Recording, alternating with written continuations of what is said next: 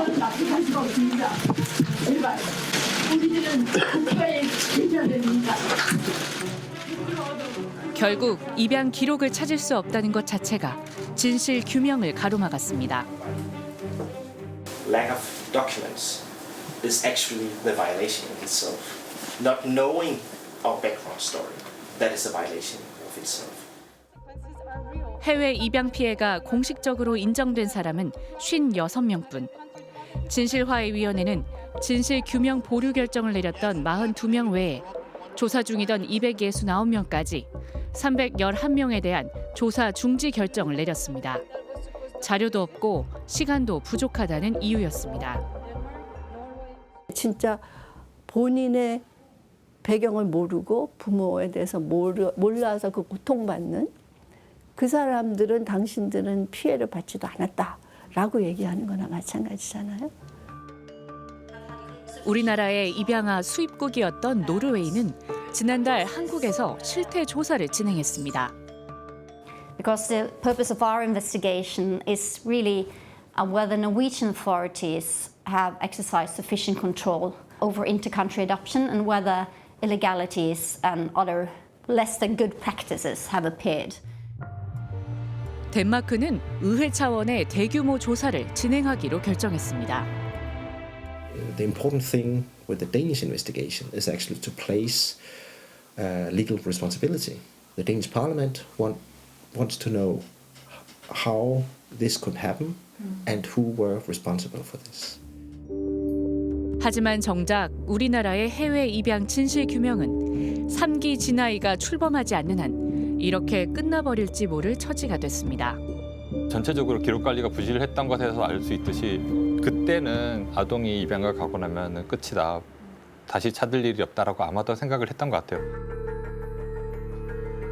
입양인에게 탯줄과도 같은 기록은 정체성을 찾으러 가는 길의 나침반이기도 합니다. Who does not know where they came from? Who does not know, mom and dad or their siblings? This is so basic. Without this, then we hardly exist. This is the beginning to our lives. 상실된 기록의 피해는 세대를 넘어 이어집니다. 엄마가 입양의 고통 등으로 스스로 목숨을 끊은 뒤 엄마의 고향을 찾아온 마리킴 씨. And especially when I visited Gwangju for the first time, I felt it was so special. I was so obsessed with everyone's face. I was thinking, oh, maybe Gwangju people have like more rounder face or like their lips are like this way, like my mom. And it felt so sad, but also like a small present that I could see some similarities with my mom. 하지만 엄마의 엄마, 그러니까 외할머니를 찾는 일조차 너무 어려웠습니다. But I'm part of my mom, so why can I not access that part of my family? And I asked to the NCRC if I could apply for the DNA test, but they denied because I'm not an adoptee. I'm not a missing child. So maybe she is still looking for my mom or wish to know information about my mom. 스트레이트가 만난 입양인 2세들은 이런 경험을 슬픔, 상실, 공허함이라고 이야기했습니다. Culturally, linguistically, legally, through that double barrier, because the adoptee already has that, right? And then we are even below that it makes it feel so inaccessible, and that we have this void inside ourselves that feels so difficult to describe. I think it's just silenced grief. I think it's just grief, For what was lost. Not only do we lose a family, but you lose the culture and the country and the language. I think meeting other adoptees and children of adoptees, all of a sudden this void, there was like this light and this connection. And I was like, oh my God, like I'm not alone and I'm also not crazy. This is what it means to be alive. Like this is what it feels like to have roots. This must be how other people feel their whole life. 더구나 입양 기록은 생명과도 직결되는 문제입니다. 생후 5개월에 프랑스로 입양된 마티유 성탄 씨. 작년부터 극심한 불면증에 시달리다가 이제 이명과 근육 경련, 환각까지 겪고 있습니다. 유전성 질환인지 알아보기 위해 친부모의 정보가 절실한 상황. 입양특례법에도 의료 목적 같은 특별한 경우엔 친부모 동의와 관계없이 입양 정보를 공개할 수 있다고 되어 있습니다. J'ai seulement besoin de savoir s'il y a eu des insomnies rebelles conduisant à la démence, à la mort dans les familles de mes parents biologiques ou des maladies génétiques rares liées au sommeil. 하지만 입양 정보를 관리하는 아동권리보장원은 아직 부모 동의를 받지 못했다며 정보를 공개하지 않고 있습니다. 개인정보보호법이 사람의 생명과 아동의 인권보다 중요합니까? 부모를 못 찾는 것도 아니고요. 버젓이 살아있고 어디 살고 있는지도 알아요. 그런데 그 정보를 못 준다는 것이 정말 말이 되는지 모르겠습니다. 그렇다면 해외 입양 피해자들의 기록은 과연 어떻게 관리되고 있을까?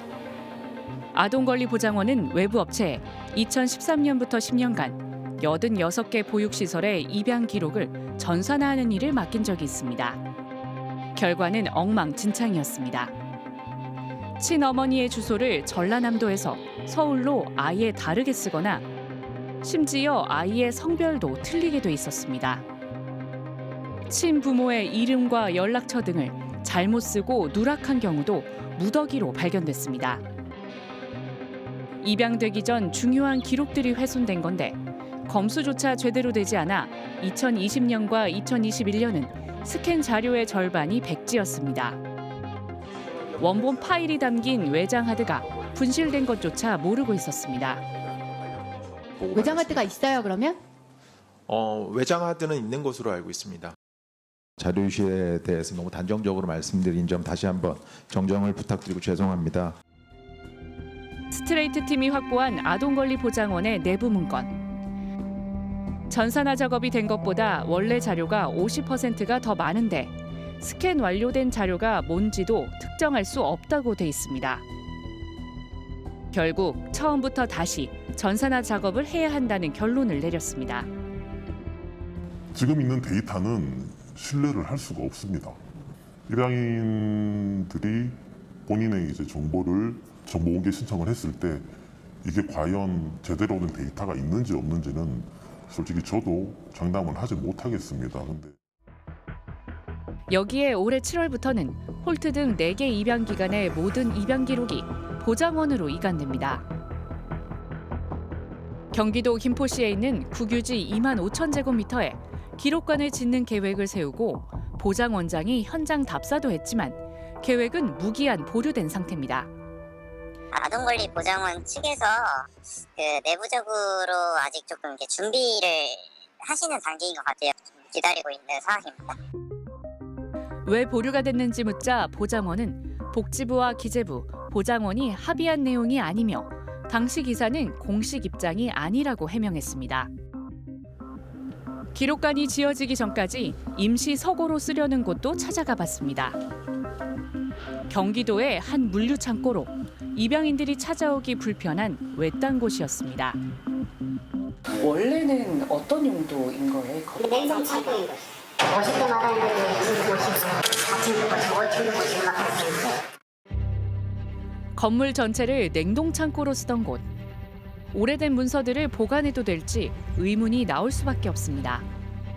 저희가 가려고 하는 곳이 이제 저온 창고가 아래층에 있어서 온도가 굉장히 낮습니다. 그래서 그곳의 항온 항습을 맞추기 위해서는 또 여러 장비들이 들어가야 되고 사실은 잘 될지 안 될지 고민입니다. 걱정입니다.